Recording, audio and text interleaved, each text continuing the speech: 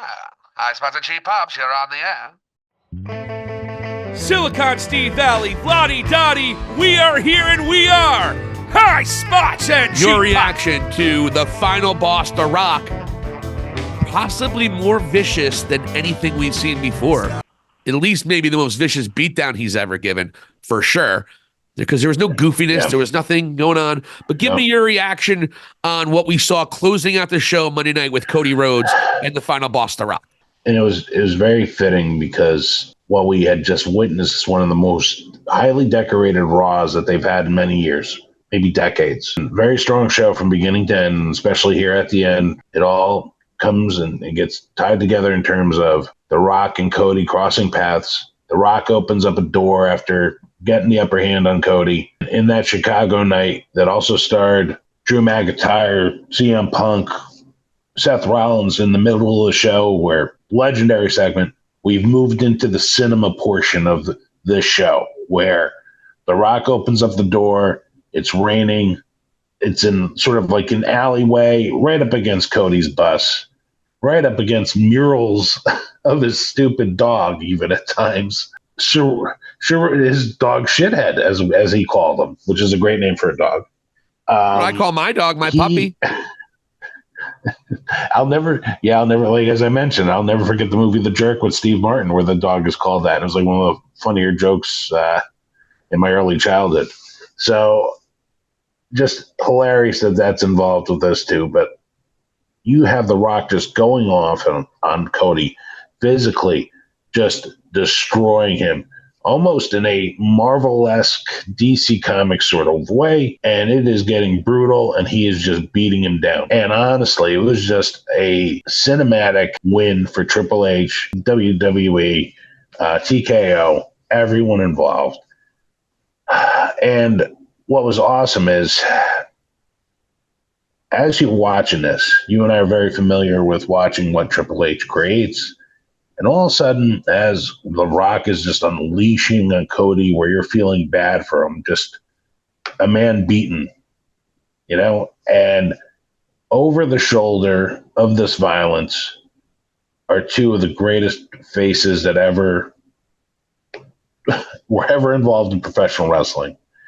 One in Stone Cold Steve Austin and another in John Cena. And you almost sense and feel the foreshadowing that's involved here, where Cody is such an underdog, incredible babyface, taking on the bloodline with this sort of ragtag Kelly's Hero sort of group with Rollins and Jey Uso and whoever else. And it's coming to the point where they're going to need reinforcements still.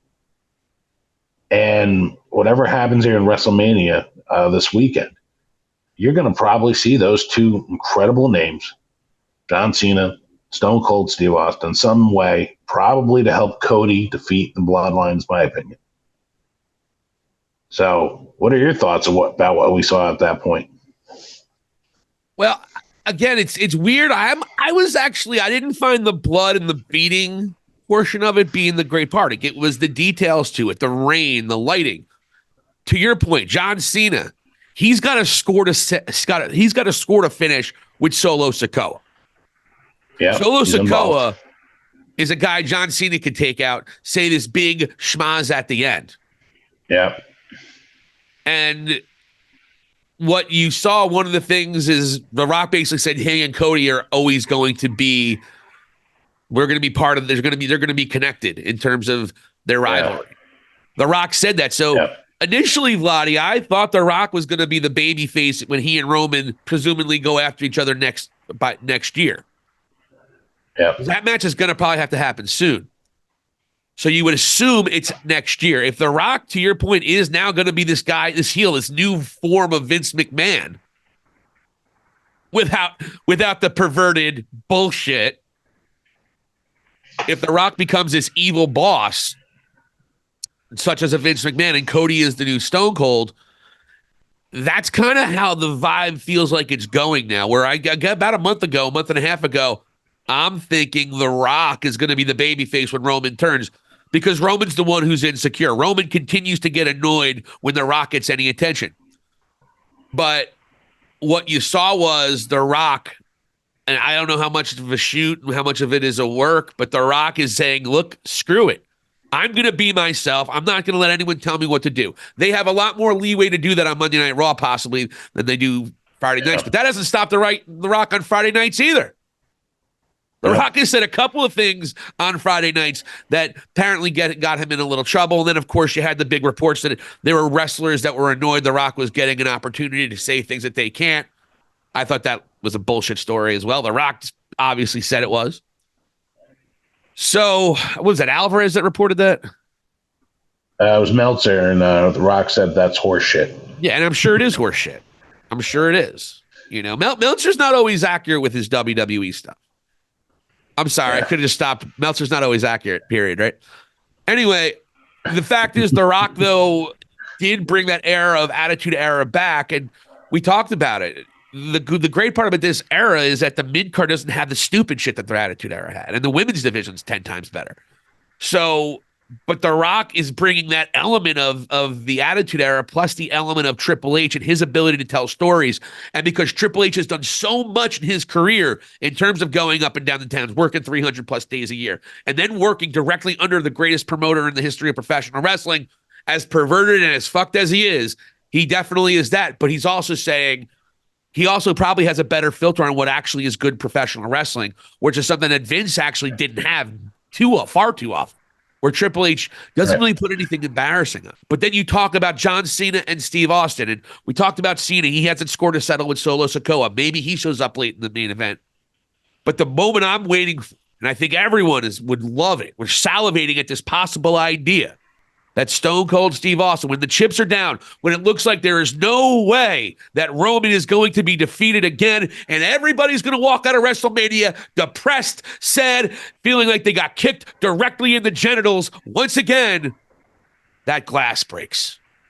And if anyone knows, and many of you I'm sure have seen it, and Vladi-Dadi, I know this memory is etched in our mind, that pop, arguably the greatest pop in Raw history, when Stone Cold Glass broke, and he helped Mankind win his first WWE championship against who? The Rock. And we know that the two biggest rivals, with the exception of Triple H, that The Rock has ever had has been John Cena and Stone Cold Steve Austin. Yep. And to have those two be part of this to help put Roman down would be incredible. And you can go back as far as a decade ago. Anytime The Rock and Stone Cold have interacted, with the exception of that disastrous WrestleMania 30 kickoff when Hulk Hogan famously thought he was in the Silver Dome in Detroit when he was in New Orleans. But other than that, they had a couple of really tense moments on screen. There was one particular during the John Cena build, I believe at that WrestleMania he was hosting. They kind of just looked at each other, and there was no hug, good to see you, like the Cena one was a couple months ago. Yeah. This was, I still don't like you, and I still have a score to settle with you, possibly. Now, we know Stone Cold never came back until he fought Kevin Owens a couple years back, but they never said, oh, whatever. And obviously, they talk very nicely about each other when they're doing shoot interviews and such, but if Stone Cold could be the catalyst of the newer version of Stone Cold, which is going to be Cody, even though I dare say he'd a bit more like John Cena than Stone Cold, but you can have that same rivalry. That relationship between Cody and The Rock is the same to Austin and McMahon. And for Austin to be a part of Cody's era and the person to put down Roman, all Stone Cold has to do is that music hits, he walks down, gives a couple stunners, Cody hits 3 crossroads. Solo's not there because Cena took care of him already. Jimmy and Jay, they'll probably hug it out after their match, I would assume. So that might not be a case. Where do you go with Drew McIntyre? Is he going to be part of it? Is Seth going to be part of it after their match? I don't know. But Stone Cold Steve Austin being part of that finish would be something that a lot of people, it's like pie in the sky, or what people would love to see, but it's something that I think is very possible. Thank you so much for watching High Spots and Cheap Pops. For Vladi-Dadi, this is Silicon Steve Alley. Hit the subscribe button and let us know what you think. Thank you for watching, and here endeth the lesson.